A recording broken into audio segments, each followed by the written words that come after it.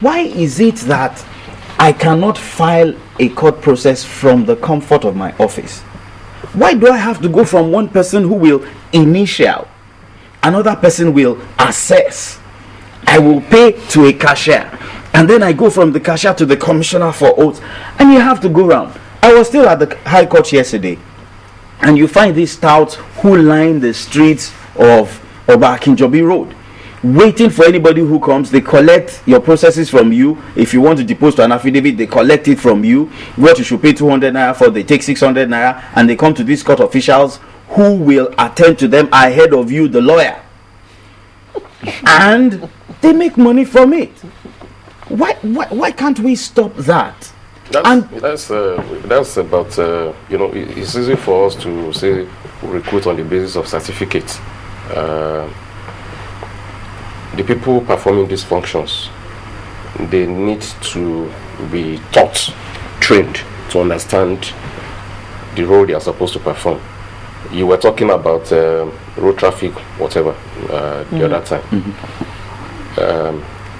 It's always I'll give another example that will show that it's about the people, the last man or whatever.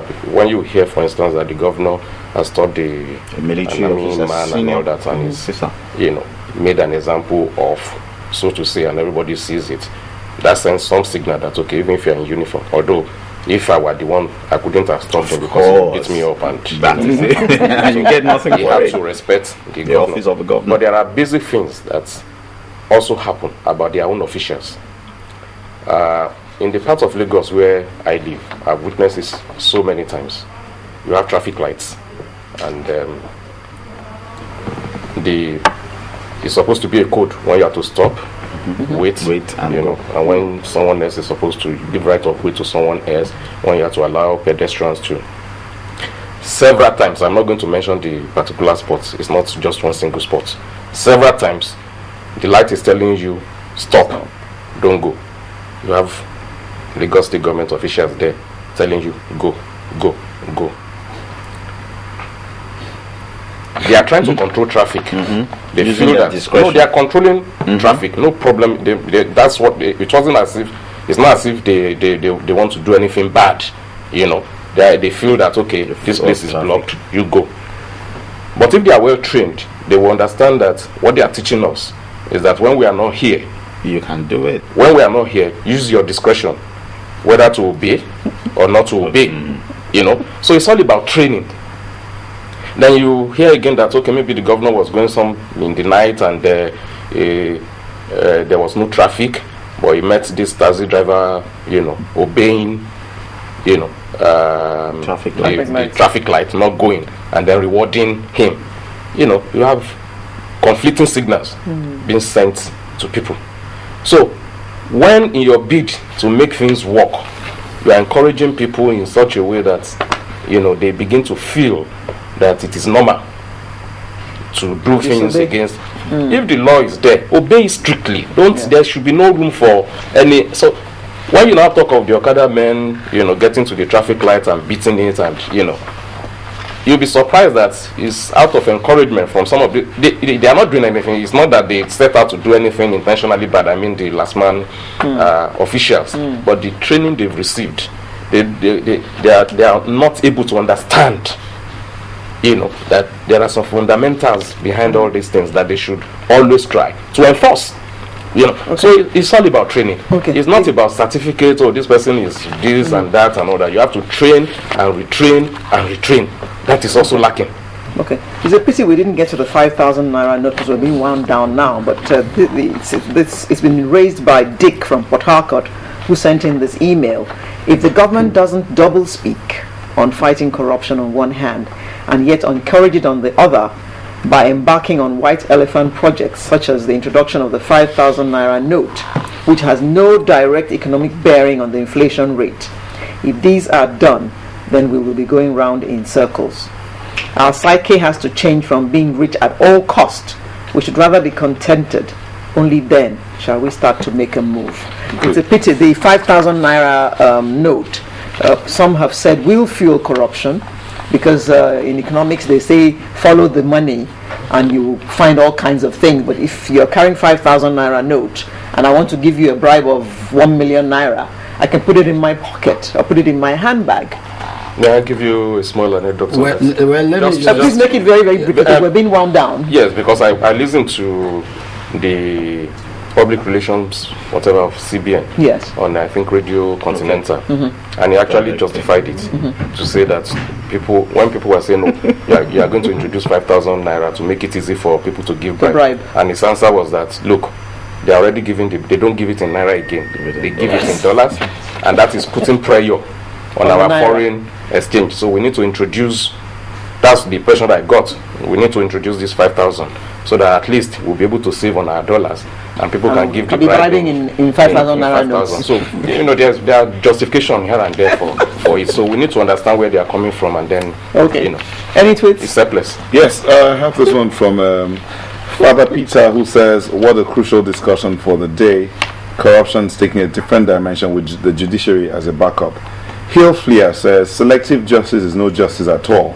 Ibori is in jail while a much bigger thief, sorry to use the word, a former leader of the country is living large. Out of the 30-something governors, Ribadu's EFCC alleged were thieves. How many have faced justice? That's from Hill Fleer. Yeah, precisely. Okay, now we have to go now, so I would like to just take your last word on this fight against corruption. I'll start with you, sir. My challenge with the fight against corruption is you cannot fight corruption if you are corrupt. And we see the people who are supposed to be leaders. I never refer to them as leaders. I refer to them as rulers because they have no good examples to set to the average man on the streets. Until we have the right people in the saddle, particularly in the corridors of power, we will not succeed in fighting corruption. We must have people who will stake everything they have to fight corruption, even if they lose their positions in government at the end of the day. Okay. Mr. Dominic. Well, we can't have the right people. Take it off from where you stopped. We can't have the right people in government if we ourselves don't, as a people, make up our mind on where we want to take our country, where we want our country to be. Nigeria has not failed us. We know where we want to be. Nigeria has not failed us. We have failed Nigeria.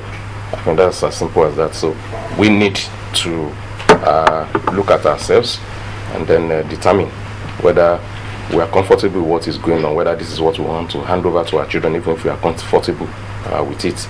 And if not, then we must begin to do something about it in our individual life, in our relationship with others, in everything we do about our country, and realize that you cannot, no success that you achieve at the expense of your country can be regarded as true success.